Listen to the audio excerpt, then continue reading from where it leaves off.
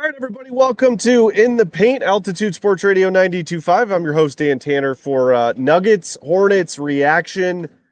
Welcome back. Post All-Star break, first game, post All-Star break. This is the official start towards the playoff run for your Denver Nuggets. So, hey, look, just starting with tonight's game, Jamal Murray and Nikola Jokic were about the only two guys to start this basketball game that didn't look rusty out there after the long break. Now, obviously, Nikola was, I guess you could call it playing in the All-Star game. I wouldn't quite call it that, but he was involved in basketball activities.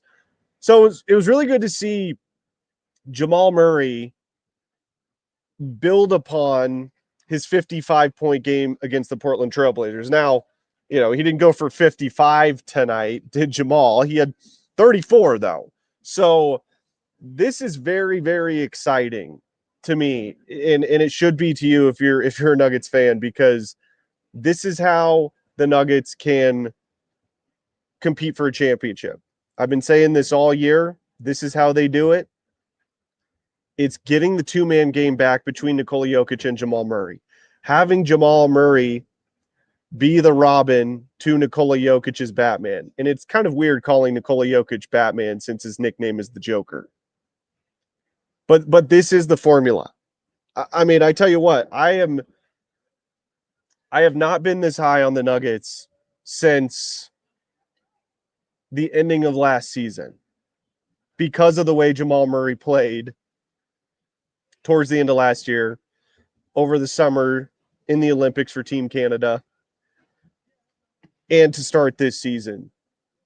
But over the last couple of months, you can tell he is healthy. He's feeling really good. The knee issue is still going to be something that the team and Coach Malone is going to have to manage throughout this year. Same thing with Aaron Gordon and his calf. These are just going to be things that Michael Malone is going to have to really, really be careful with. And, it was interesting. I just got done with Coach Malone's press conference. He said something that I thought was really interesting, and it's something I've talked about on the show numerous times. The end of last year, this team was running to the ground, and you saw that with the ending in the Game 7 loss to the Minnesota Timberwolves, and to the point where Michael Malone in the end of season press conference basically said, maybe I did run this team into the ground. But he said something really interesting tonight, and I've been talking all year about how is this something Coach Malone will learn from, and will we see that play out this year? Well, I think what he said tonight was a really, really good indication that he has learned from that. He said tonight, when asked about keeping guys as fresh as possible for the playoff run, he said, we're not going to go all out to win the battle to ultimately lose the war, was roughly Michael Malone's quote post-game. I loved hearing that because like I said, I've been talking about this all year. They can't do what they did last year as far as going all out to get as high a seed as possible. Now, the good news for the Nuggets is Memphis lost tonight. And as it currently is constituted, the Nuggets are in the 2 seed in the West. Okay, they're a half game ahead of the Memphis Grizzlies. They're 2.5 games ahead of the Houston Rockets in the 4 seed, and they're 3.5 games ahead of the 5 seed Los Angeles Lakers, who this team will see here on Saturday, which is going to be just a fantastic, really looking forward to that game.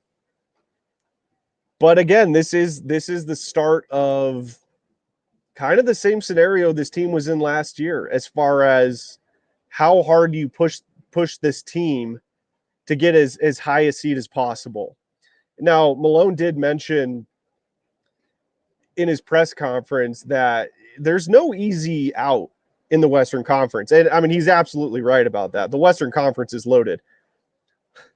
The two teams that were in the Western Conference final last year, Minnesota and Dallas, are in the play-in right now. They're the 7 and the 8 seed. So Golden State is the 10 seed. The Phoenix Suns aren't even in the play-in. I mean, now they could sneak back in. They're only a game and a half out of the play-in. But his point was, look, there's no easy out in the Western Conference. So I get it. Having a higher seed will definitely be beneficial to this team, but not at the expense of taxing these guys like they did last year to the point where this team was just absolutely out of gas at the end of the season. And I saw during our show today, we were talking about this with Scott Hastings, DMAC, and Tyler Columbus, noon to 3. Check us out. I saw some people texting in, and I thought it was an interesting and somewhat fair point. You know, Golden State in their dynasty, which I think is over, but in their run, in their four championship run, they didn't seem to have the same issue that the Nuggets ran into at the end of last season, where the team was just out of gas. While I agree with that, that doesn't mean that's the rule, okay? Every team's different. All the players are different. You know, you got to treat this on an individual basis.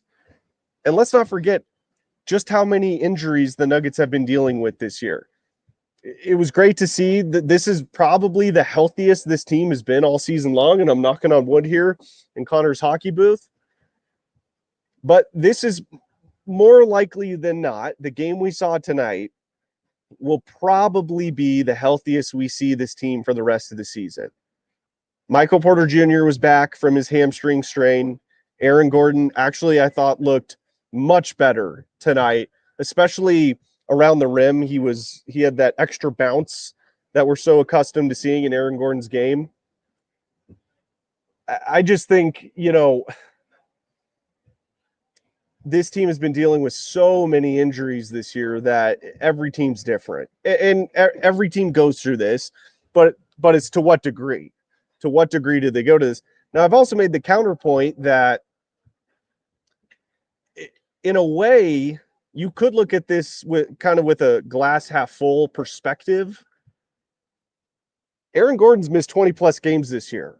Russell Westbrook, he was also back tonight. I thought Russ was great tonight, by the way. He's missed significant time this year. Jamal's missed time. Nikola's missed time. Nikola, his time off, most of his time off wasn't due to injury. Luckily, it was the birth of his son and all of that. But in a way, I think that could be the silver lining in there, is that it's taken some miles off the body for some of these guys for this season. So this is a little bit of a different situation than we saw last year, where a lot of these guys played heavy minutes the second half of the season.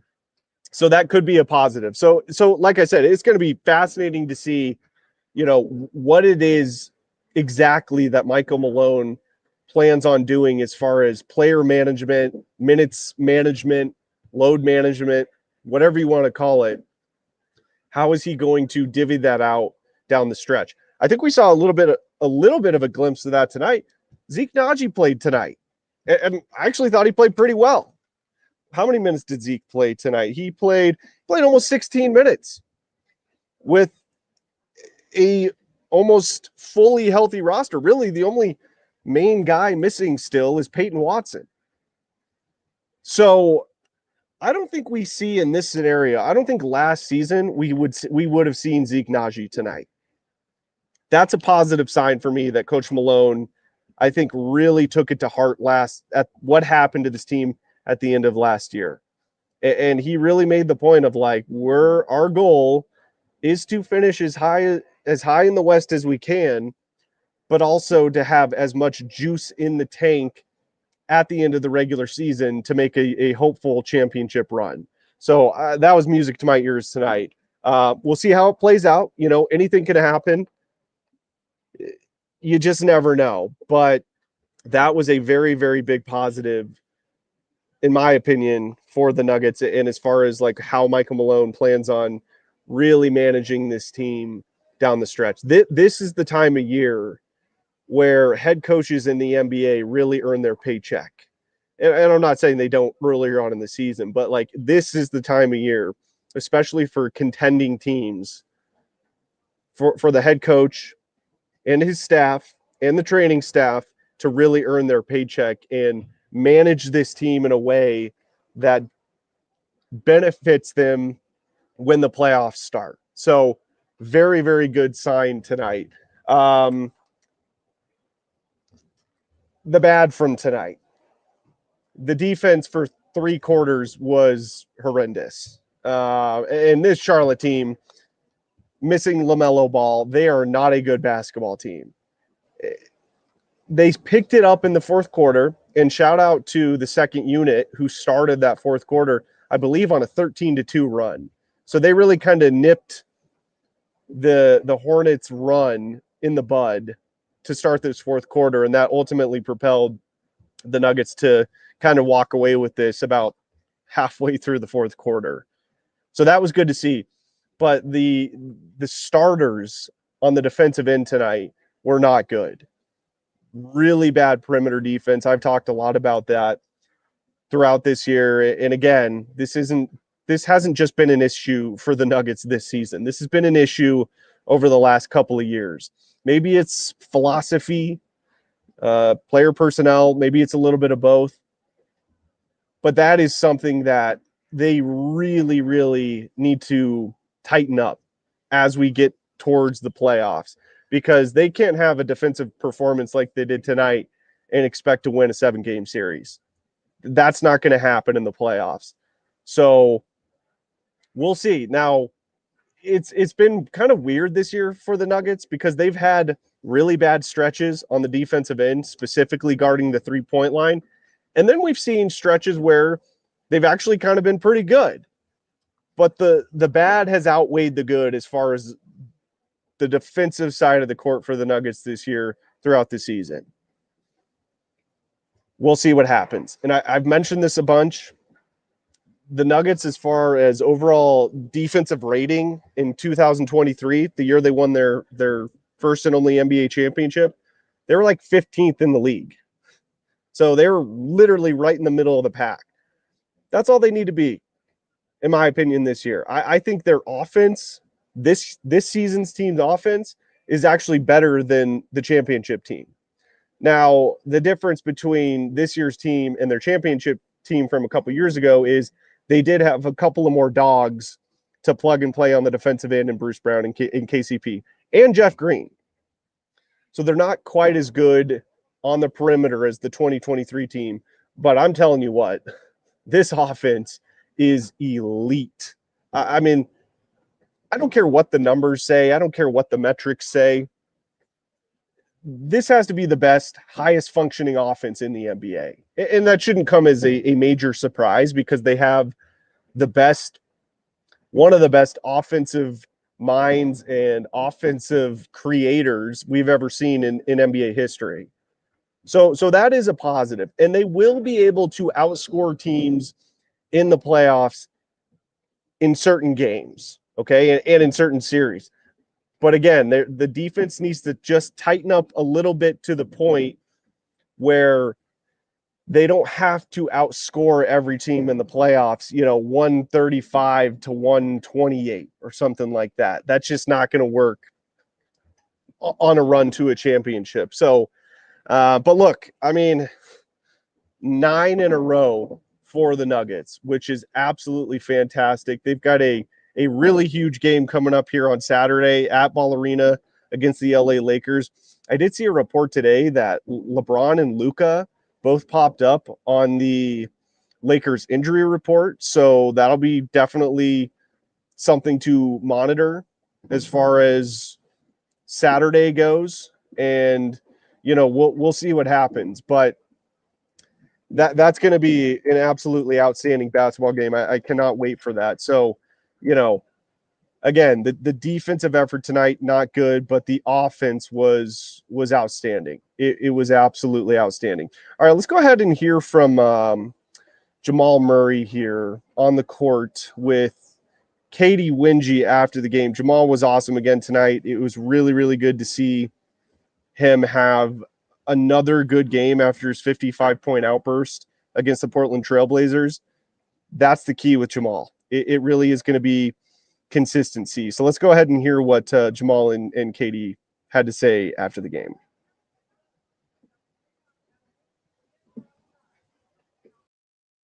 Okay, so there is Jamal Murray and Katie Wingy after the Nuggets 129-115 victory over the Charlotte Hornets here at Ball Arena. Yeah, I'll tell you what, the Nuggets were shooting threes like crazy tonight. That was something that we have not seen in quite a while. In fact, they took 43 three-point attempts tonight, hit 19 of them, 44.2%, really good number.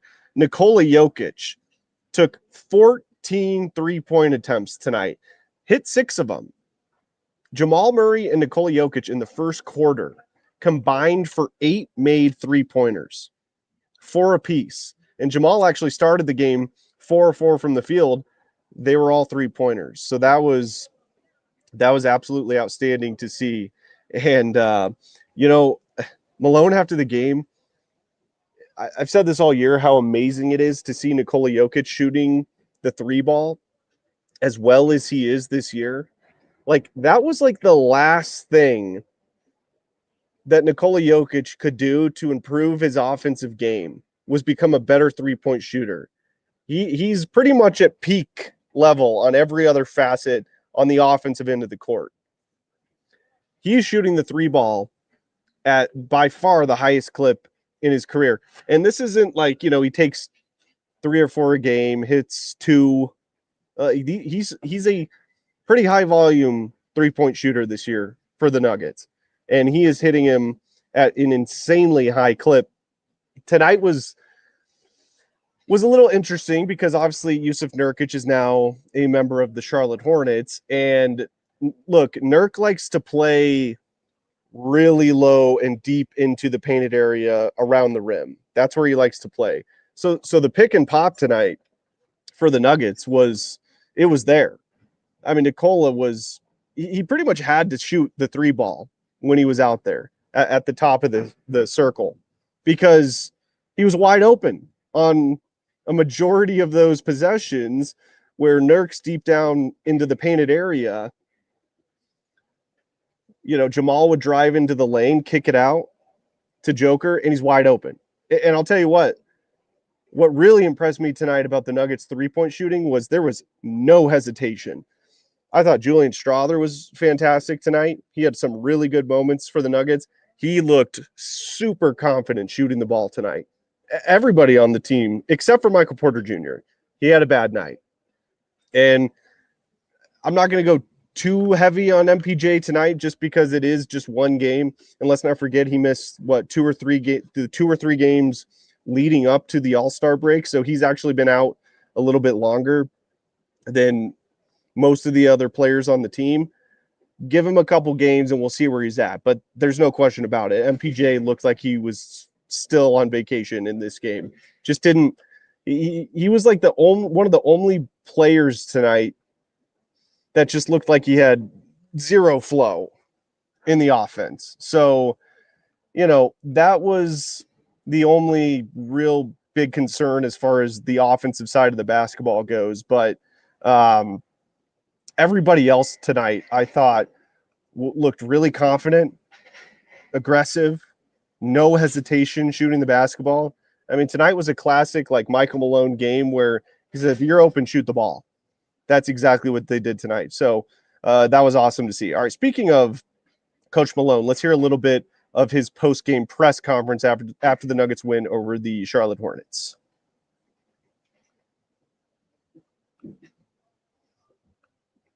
What went into the decision to put Christian Braun in the starting lineup tonight? He's just been playing at such a high level, and it coincides with us playing at a high level. It wasn't anything that Russell Westbrook hadn't done. But when I talked to Russ about it, he was great. He was a pro. He said, Coach, whatever you need from me.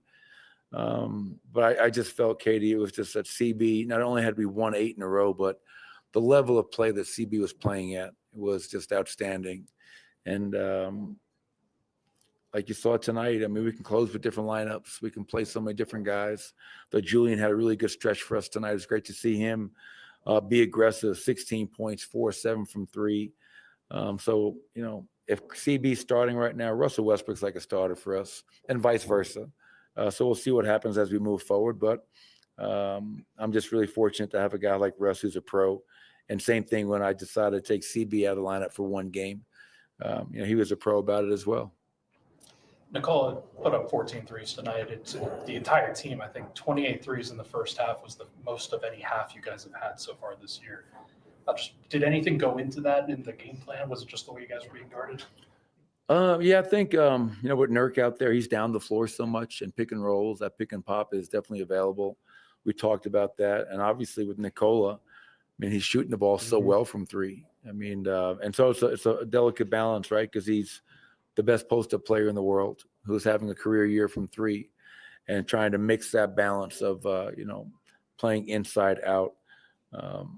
We only scored 52 in the paint tonight. I think we usually score around 60, but to your point, Ryan, 19 of 43 from three, that's like usually 2 games worth for us.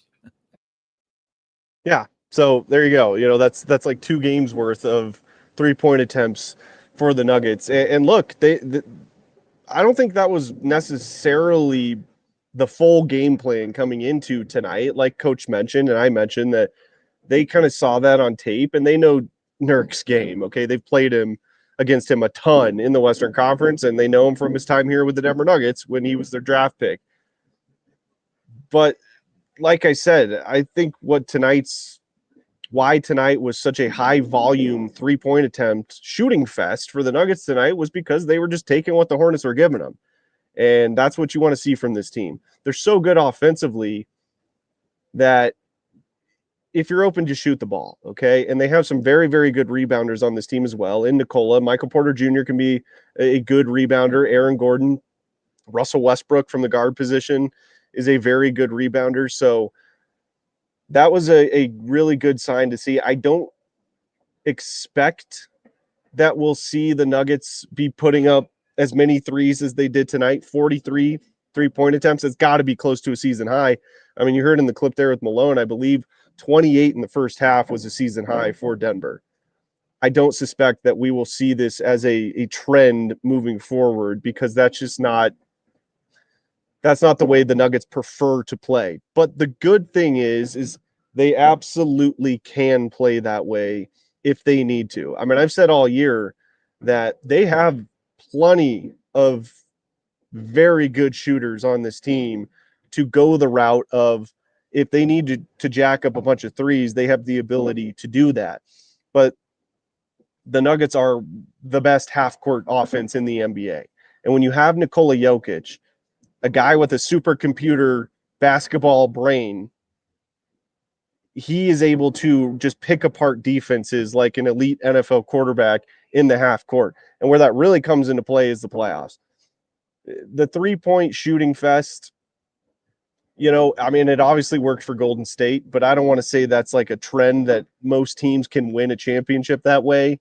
You could make the argument that Boston did that last year, although I think Boston is better on the interior than a lot of people give them credit for, because they are one of the highest volume 3-point shooting teams in the NBA. But they do have the ability in crunch time to play the heavy game down low when it gets grimy in the playoffs. When it gets murky in the playoffs, they have the ability to do that. Where the Nuggets are almost the inverse of that. They like to play the grinded out game, physical game in the painted area as like their number one option. But they also have the ability to go shot for shot with some of the best 3-point shooting teams in the NBA. So look, this team is they're on a roll. 9 in a row. That's their longest win streak easily this year. They're playing the best basketball of the year, and it's just been fantastic to see over the stretch. Going back to a couple weeks ago, I'm not trying to pat myself on the back here, but I simply just pointed out the schedule. The Nuggets had like 7 of 8 games at home. Not super tough opponents. They'll end that stretch on Saturday against the Lakers. These are very, very, this was a very winnable stretch. This was a stretch of the season that I really thought that the Nuggets could climb up in the standings in the West. That's exactly what they did. So credit to the Nuggets. They took advantage of a softer spot in the schedule, and a spot in the schedule where they had a ton of home games where this team has just been historically great in this building. So that was really cool to see. All right, before we get out of here, I want to get to some of your comments. I did want to mention, they have the I'll show you here real quick. I'm up in Connor's press box. They had the USA Canada game on, so I was keeping tabs on that game while obviously watching the Nuggets game. Yeah, that was a tough loss. I was actually downstairs right after Malone's press conference in one of the changing rooms down there, and Scott Hastings and I were watching Team USA and Canada in overtime. We saw McDavid get the game winner. I was quite pissed about that. It was really weird. Before the game here started, I was watching the first period of USA Canada, and Nathan McKinnon scores the first goal. And I was just sitting here like, I was not happy. I was upset that Canada scored. And I'm like, how weird is it that I'm sitting in Ball Arena upset that Nathan McKinnon scored a goal? That is not something that I ever thought would enter my brain. But that's what's cool about international tournaments. That's just kind of the way it goes. We saw Brad Marchand and Sam Bennett, teammates on Team Canada. Those dudes hate each other. Okay. So that is what's one of the underrated cool aspects of international tournaments, is where you have scenarios kind of like that. And again, I think it would be more difficult for the NBA to pull something like that off, just because you've got an elite player. The best player in the game is from Serbia. And now Serbia did really well in the Olympics over the summer. They almost beat Team USA, who ended up winning the gold medal. So I don't want to go super far in saying they wouldn't have the amount of bodies to make a team in a 4 nations type, however many nations type of tournament that the NHL did this year. But my God, was that tournament awesome. I mean, shout out to the NHL. That was one of the best ideas that league has ever had. Okay. And I've been very critical of Gary Bettman over the years. He's done some really good things, and he's done some really bad things. But this was something that I think will not only revolutionize all-star games in hockey, but I think other leagues around the world, especially here in the US, are going to look at that and see what the fan interest level is in that tournament, specifically the NBA, because baseball kind of does that already with the World Baseball Classic.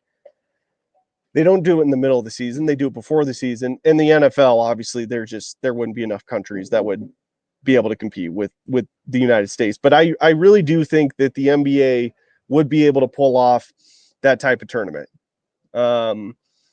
They have the teams. The hard part would be figuring out how many countries would be in this.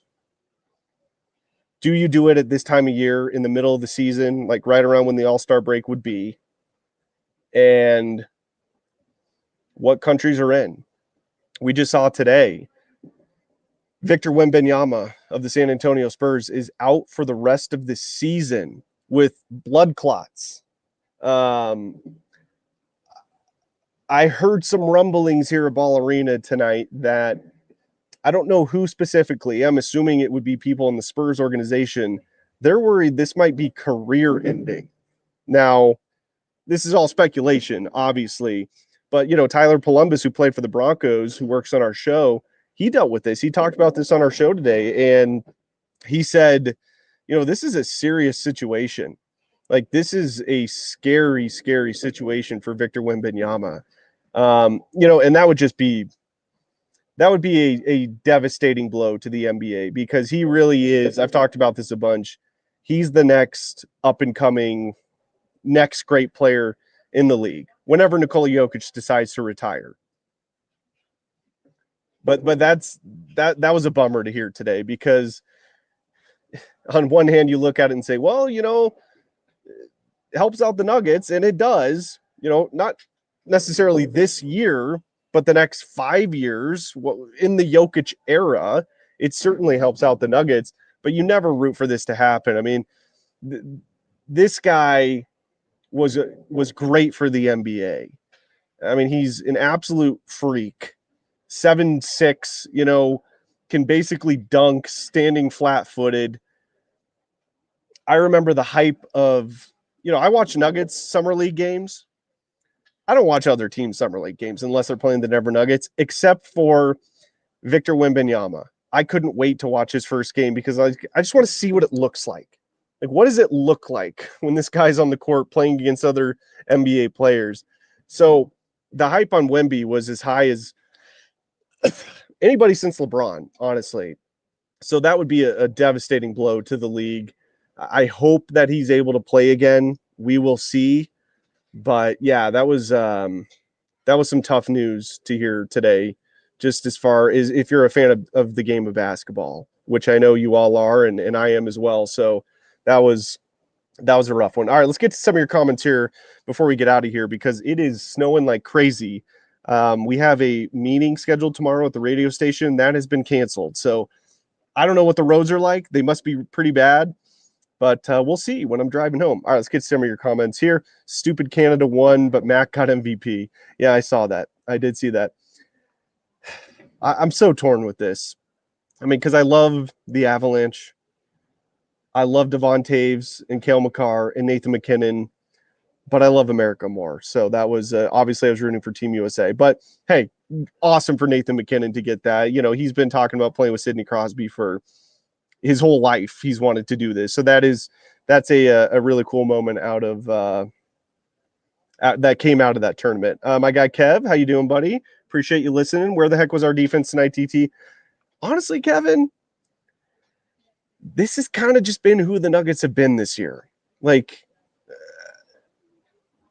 again, like I said earlier, they've had stretches this year where the defense has improved, but overall, like looking back in a big picture, this is kind of who they've been the whole season. And they've got 26 games now to tighten this up. They don't need to be world beaters on the defensive end. Their offense is so good that they can outscore teams, but come playoff time, especially in clutch time, you know, going back earlier, I said the Nuggets were 15th in defensive rating the year they won the title, which they were. But the caveat to that is they were actually the best team in the league that year in clutch time defensive rating, meaning the last 5 minutes of a game that I believe is under like 10 points or something along those lines. They were the best team in that area. So that's kind of really how the Nuggets, I thought, made up for their defensive inefficiencies that year. Haven't seen that as much this year. Although, you know, tonight, as bad as they were on the defensive end, they really clamped down in the fourth quarter. I mean, they give up 30 in the first, 28 in the second, 38 in the third, but then they only give up 19 in the fourth. So we'll see if they can carry some of that momentum over to Saturday against the Lakers. All right, let's see here. Mr. Punch Rock Groin says Bennington saved Canada. Oh, see, that's what pisses me off. I know that Jordan Bennington is hated in the Mile High City, and rightfully so. So that was cool seeing the Avs guys win. I mean, that's awesome, but seeing Bennington win, that was awful. That was absolutely awful. Beer Guy, appreciate you listening, man. 6 points from MPJ, back to his old ways. Well, like I said, look, let's not forget, MPJ had the best stretch of his season before he was out due to the hamstring strain. He had 3 straight games of 30 or more points. I'm going to give MPJ a couple of games here before I really kind of dig into, like, can he help this team win in the playoffs? Okay, let's give him a couple of games. He missed the last, 3 games before the All-Star break. So he's had an extended break. Hopefully it's just rust for Michael because they're going to need him. But if he continues to play like he did tonight over the next couple of games, that's going to be a problem. That's going to be a big problem for this team. Let's see here. Benny saved his career. It won't translate to the NHL. Well, I mean, he did win a Stanley Cup, but, you know, we'll see. I love the hockey talk in here too as well. But, yeah, that's going to oh, yeah, now we've got people going back and forth about Michael. Yeah, this is the point I've been making. 3 30-point games right before this, 30 or more before this. But look, Michael, we all know this. Michael is a bit of a roller coaster. And what was so encouraging was it started to look like he was building some consistency alongside and coinciding with Jamal Murray looking like he was becoming more consistent. I have more faith that Jamal is going to continue his good play over Michael. Even with the knee stuff, Jamal just looks like he has found his game. And he's honestly looked that way for the last month and a half or so, I would say. So that's really what should give you confidence right now in this Denver Nuggets basketball team, is the fact that Jamal Murray looks like the Jamal Murray we saw in 2020 in the bubble and 2023, the year they won the title. He looks like he's back. So that was great to see. All right, that's going to do it for the post-game show tonight. Really appreciate everybody listening and love all your comments. Love the chatter in the comment section. It's great stuff. Excellent win here for the Nuggets tonight. The defense was awful for 3 quarters, but they found a way to pull it together in the fourth. And you couldn't lose to this Charlotte team. They played last night. The second game of a back-to-back traveling to Denver is a death trap for NBA teams historically. So this was one where you had to have it, even though they just came off an 8-day break. This is one that this team had to have. They've got 9 in a row and a chance to get double-digit win streak going on Saturday here in Denver against LeBron and Luka. Hopefully, like I said, I saw a report earlier today that they both popped up on the injury report for the Lakers. So I hope they play. I want to see how that would look. And, that's, again, another possible matchup for the Nuggets in the playoffs. But thank you so much for listening. Excellent win for the Nuggets tonight, and we'll talk to you coming up on Saturday. Have a good night, everybody.